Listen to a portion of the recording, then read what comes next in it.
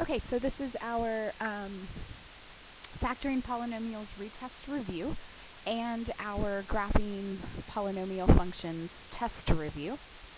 So I've given you all of the factoring formulas, if you will, up there at the top for the sum and difference of cubes and for the difference of squares. So first one, we need to look at what type of problem it is. Since it's got a 2, it's possibly a difference of squares. 144 is the perfect square of 12, and x squared is the perfect square of x. So you're going to add those two numbers together, and you're going to subtract the two numbers together for x plus 12x minus 12. Number 2, same thing. You're looking for the perfect square that gave you 36 was 6, and the perfect square that gave you x squared was x. Perfect square that gave you 49 was 7. So you're going to add those two together and subtract those two. And that will be your factored form. On numbers 3 and 4, if you notice, they're cubes, so these are sum and difference of cubes. You have to figure out what was cubed. So x was cubed there, and 5 was cubed here. So my a is like x, and my b is like 5. So it's going to be x plus 5, I'm following the formula up above, times x squared minus 5x plus 25. And that is in factored form. For number 4, x was squared and cubed, and 4 was cubed. So we are going to take x and subtract 4, and then x squared, again using the formula up above for difference of cubes, plus 4x plus 16. And that is in factored form completely. Number 5, you're going to take out the greatest common factor, which is going to be an x. It's actually a 12x. They all have a 12 in common. This is going to give you x squared minus 7x minus 8. Okay? And now we have to factor this. This is a trinomial. And so we're looking for two factors of negative 8 that add up to negative 7, which are going to be negative 8 and positive 1. So your final factored form is 12x times x minus 8 times x plus 1. Number 6 is a grouping problem. So we're going to take the first two together, take out the GCF, which is x cubed, leaving you with x minus 1. And the second set of terms has a positive 8 in common, leaving you with an x minus 1. So remember, you're going to put your two GCFs that you took out together in one set of parentheses, and then you're going to put your x minus 1. You're only going to use one of those and put that in a set of parentheses. Now at this point you have to look at this. This can still be factored. And it is a sum of cubes. So x was cubed here, and 2 was cubed there. So this is going to become x plus 2 times x squared minus 2x plus 4. And then you still have your x minus 1. So this becomes your final factored form. In numbers 7 and 8, you're doing the same thing you did in 5 and 6. The difference is that you're going to solve. So once you get your solutions, you have to find your, once you get your factors, you have to find your solutions. So we are going to take out the GCF for this particular problem, which is x, leaving you with x squared plus 9x plus 14 equals 0. This is now going to factor into x plus 7 times x plus 2. 2 times 7 is 14, and 2 plus 7 is 9. So now you have to set each one of these factors equal to 0. So when I set everything equal to 0, I end up getting 3 solutions.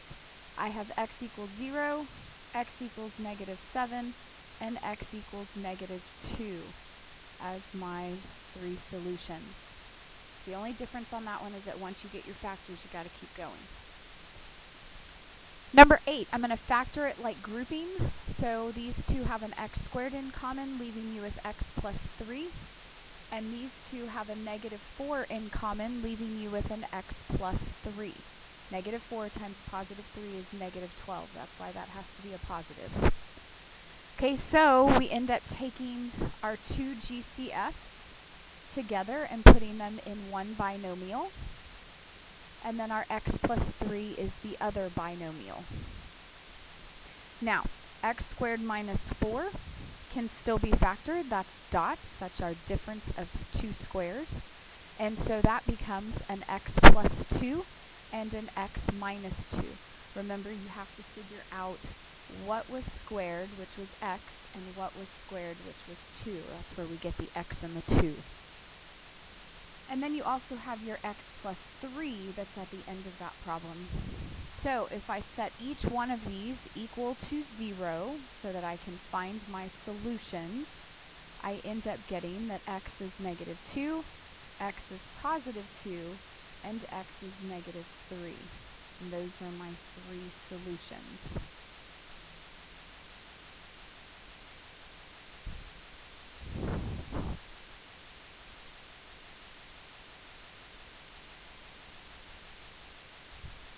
Okay, so second part of the review is for cubic functions. Number 1, it looks as though I have left off the graph, so we are just going to omit number 1 because you don't have a graph to be able to tell which of those equations belongs to the graph. My bad. Okay, so number 2 says use a graphing calculator or Desmos, that's the new app that we told y'all to look in, to find the best estimate of the point where the local maximum occurs for the graph of this function. So, in order for us to do that, I'm going to pause it for a minute so you can get Desmos up on your phone. And we're going to use Desmos to figure out the local max. Okay, so if you get the Desmos up, and I'm not quite sure if this is actually going to work, but I have Desmos up on my calculator. And if you can see that, then if you notice, I have zoomed out so that I could see where the local maximum is. The local maximum, if you have it on your picture, is the top where the turning point is, the top turning point. So you have a bottom turning point and you have a top turning point. The top turning point is called our local maximum. And if you notice, that point is at negative 258. So you'll have to bring that up on Desmos or on the calculator in order to see that that is the local max. So the graph looks something like this, okay? And your local max is going to be right there, okay? And that's the maximum because it's the highest one. This down here would be considered your local minimum, okay? Because it's at the bottom. Okay, moving on. Two polynomial functions are shown. Answer the following questions for each of them. Okay, what is the least degree that the function can have? So remember that our turning points tell us what our degree can be. So if we have 4 turning points, our degree has to be 1 more than that, okay? So on the first graph, this has 1. Hold on. Okay, I'm sorry. Here we go. So what is the least degree that the function can have? So you need to figure out how many turning points there are. So in this graph, there are 3 times that it turns, which means that you have to add 1 to that. So for the first graph, it's going to be 4, the 4th degree. For the second graph, you're turning really only, this would be 2 turns, 1 here and 1 here. So this would be a 3rd degree function, okay? On the ones where the turns are slight, you really have to remember that a cubic function has that snake, the snake-like shape to it, so that is a cubic function. How many x-intercepts does the function have? Remember that it's going to have the degree number. So this has to have 4, and this has to have 3. It doesn't matter how many are shown. Okay, it doesn't matter how many are shown. Don't look at the picture. You think of the degree of the function. Okay, does the graph cross or bounce at the x-intercepts? So in the first one, they cross at both of them. And in the second one, they cross as well. Okay? Bouncing, remember, means that it comes close to the x-axis, it touches it, but it goes back up or back down. It changes direction. It doesn't actually cross over. Is the leading coefficient of the function positive or negative? So since our end behavior in the first graph is both going down, this means that there was a negative leading coefficient. And in the second one, since it is ending up, that means that it's a positive leading coefficient. Okay? All right, number 4, describe the interval for which the function is increasing and decreasing. Okay, so on this graph, if you'll notice, it's increasing from here, basically, all the way to the end of the graph. So we always use domain numbers, so we're always looking off of the x-axis. So our x here is 3, so it's increasing from 3 to infinity. We're going to use parentheses, okay? And then for decreasing, it's actually going the other direction. So for decreasing, we're coming from infinity, and it's going up to 3. So this is going to be from negative infinity up to 3 with parentheses. Okay, number 5, list the transformations of this. We have a reflection because of the negative. So it reflects over x-axis. We have that it went to the left 5 units because that's a positive. Remember, that's opposite. And then it went down 2 units. Okay? Domains of all of these are going to be negative infinity to infinity. So those should be easy. And since it's a cubic, it will have 3 zeros. You're always looking at the degree. The degree is a third degree. Okay? So now we need to graph it. So I'm going to start with the, this is the parent, this is mom, and these are, remember, it's just cubing negative 2 to positive 2. So those are the mom points. Now I'm going to reflect and go left and go down. So I'm going to take this one and reflect it. When I reflect it, it's going to be up here. Then I'm going to go left 5, 1, 2, 3, 4, 5, and then I'm going to go down 2. So that point is now here. Okay, for this point, if I reflect it, it's now where the where I'm pointing, and then I'm going to go left 5 and down 2, and so that point's now here. 0, 0 reflects and doesn't go anywhere, so left 5 and down 2. 1, 1 reflects down here. Left 5, down 2, and then 2, 8 reflects down here, go left 5, and down 2. So, it's now going to go the opposite direction as mom, and it should be to the left and down from the mom. Number 6, write a transformation of a function f of x equals x cubed if it reflects over the x-axis. So that means that we are going to have a negative in the front. Has a vertical stretch of 3, so that's our a value, has a 3. It goes 4 to the left. This has to be inside the parentheses, and it's left, you would think negative, so you're going to write positive. Don't forget the cube, has to be there. And then 7 units down means we're going to subtract 7.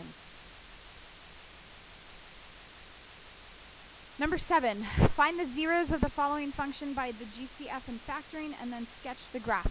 So we're going to find the zeros first. Let's do all the factoring.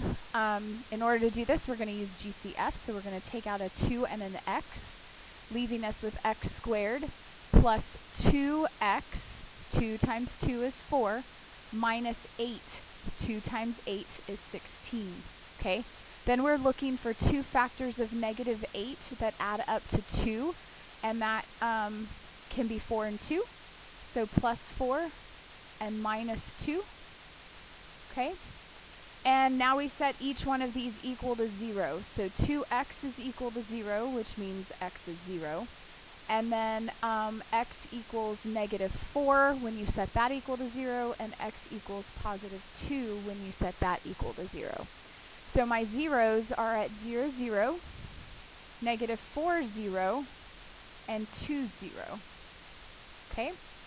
So the degree of this function is a third degree, and the leading coefficient is a positive. So my end behavior should be that it starts down and ends up. Okay? The y-intercept, remember that you substitute in a 0 for x. So we are going to do 2 times 0 cubed plus 4 times 0 squared minus 16 times 0. The answer to all of that will give me 0. So my y-intercept is at 0, 0. Okay, crossing and bouncing, remember that it crosses when we only have an odd number of the factor. So when we look at the first factor, which is 2x, the degree on that is a 1, which is an odd number, so I only have 1. And so 0, 0 is going to be a cross. When I look at x plus 4, the degree on that is a 1. We only have 1 x plus 4, so at negative 4, that's going to be a cross. And then x minus 2, again, the degree is a 1.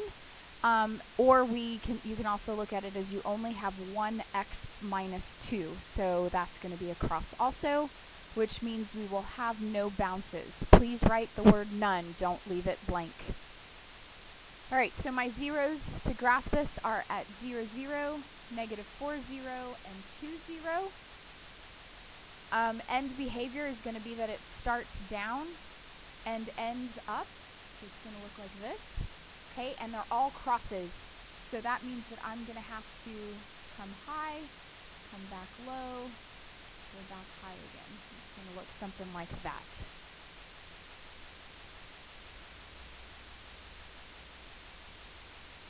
Okay, for the last two, we are going to use our Desmos app. So I will pause to be able to bring up some of those points. But we can do some of this before we even get into Desmos. Okay, like the number of x-intercepts. Well, the number of x-intercepts is always going to be what the degree of the function is. Now, the degree of this function is very misleading because these are all already factored for us. So if we've got 2 here and a 1 here, my degree is actually a 3. So this is 3 x-intercepts, which means the number of turning points is going to be at most 2. That's going to be 1 less than the degree. Okay, my x-intercepts, remember if you set each of these factors, remember it's already in factored form. So if I set each one of these equal to 0, then I'm going to have x equals 2 and x equals negative 1. And I actually have 2 of those.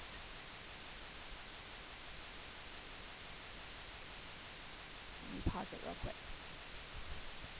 Okay, so the y-intercept, we can get all of this information off of the Desmos app. So if you take the time to put this into your app, you can look at the picture and you can see that it gives us the y-intercept and it gives us our x-intercept and it gives us, which are actually our local min and our local max. So you can have a local min and a local max that dual as intercepts also. So in this particular case, our y-intercept, if you look at negative 1, 0, is, at 0, 4, is not only our y-intercept, but it's also our local max because it's at the top of the turning point. And then our x-intercept at 2, 0 is also our local min. So those points are going to duplicate. They're going to double up. Their local mins and their intercepts. So let's answer the questions that are on here. If we want the y-intercept, it's at 0, 4. Okay, if we want to know if it's bouncing or crossing, if you look up at the factors, notice we have 2x minus 2's. So that means it's going to bounce at positive 2, 0, and you can verify that by looking at the picture. And then it's going to cross at negative 1, 0 because that only has 1 x plus 1. Our local max is also our y-intercept, so it's going to be the same as the y-intercept at 0, 4. Our local min is the same as our x-intercept at 2. So 2, 0 is our local min, but it's also one of our x-intercepts. Okay, so if we graph those points,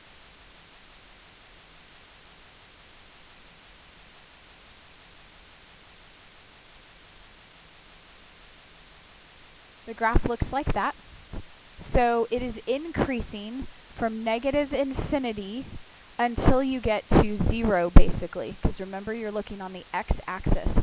So from the y-intercept is where it stops increasing, and so from negative infinity to 0, and then it increases again from 2 to infinity, okay?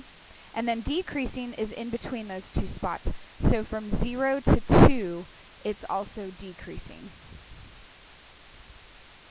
All right, for the second one up here, I'm going to give you a while to put this into Desmos. Okay, so this is a great one in Desmos. It gives us all of the major points that we need. If you notice, you've got your local min, you've got your local max, you've got your y-intercept, and you have 3 x-intercepts. All very good points. So if we look at our number of x-intercepts, again, don't be fooled by the fact that these are already factored. We have 2 here, 1 here, so 2 here, 1 here, and 1 here for a total of 4. So this is actually a quartic because there are 4 degrees there. If we were to multiply all of those out, we would end up getting x to the 4th as the degree of that function, which means that the number of turning points is going to be at most 3. Okay, if it's a 4th degree, at most 3. Our x-intercepts, if you notice, these are all our factors. So if we take x minus 2 and set it equal to 0, if we take x plus 1 and set it equal to 0, and if we take x plus 2 and set it equal to 0, we end up getting x equals 2, x equals negative 1, and x equals negative 2. Okay, which are all on our graph on Desmos, so you can see those there. So we have 3 x-intercepts. The y-intercept is also on Desmos. When you look at it, it's at 0, 8. We can also find that by substituting in a 0 in for all the x's and solving. Okay, bounce and cross. The x minus 2, if you'll notice, is raised to the 2nd power. That means that at positive 2, it's going to bounce. And then the other 2 are at single powers. We only have 1 of them. They're to the 1st. And so those 2 are going to be places that it crosses. Okay, so let's plot the points that we have thus far.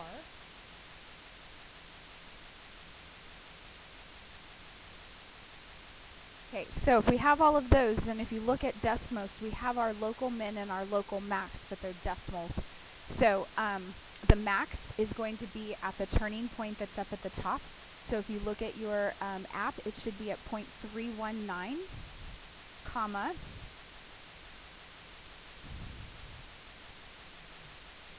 .643.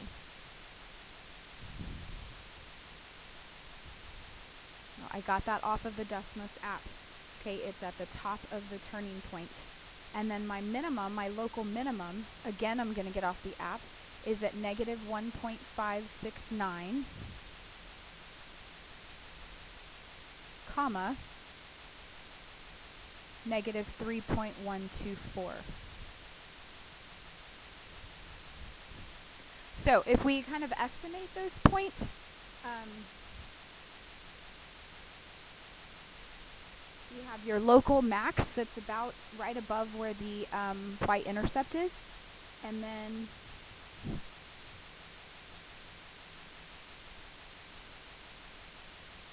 your local min is about right there. So I can, knowing that my end behavior should be a both ending up, I can pretty much sketch this out by knowing that it's going to cross here. It's got to come up through here, turn back around, and it's going to bounce at negative 2.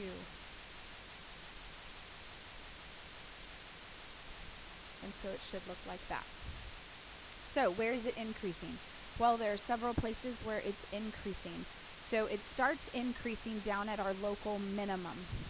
So our x-coordinate for our local minimum is at negative 1.569.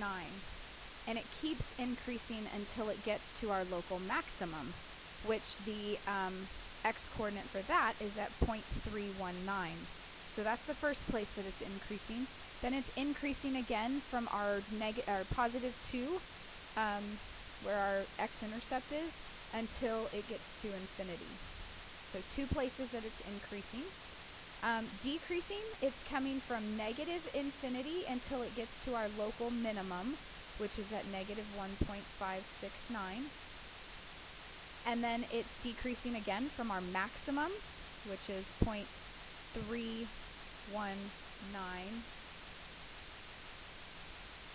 down to our 0, which is at 2.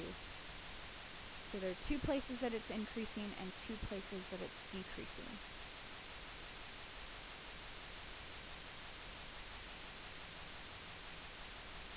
Okay, and we're done.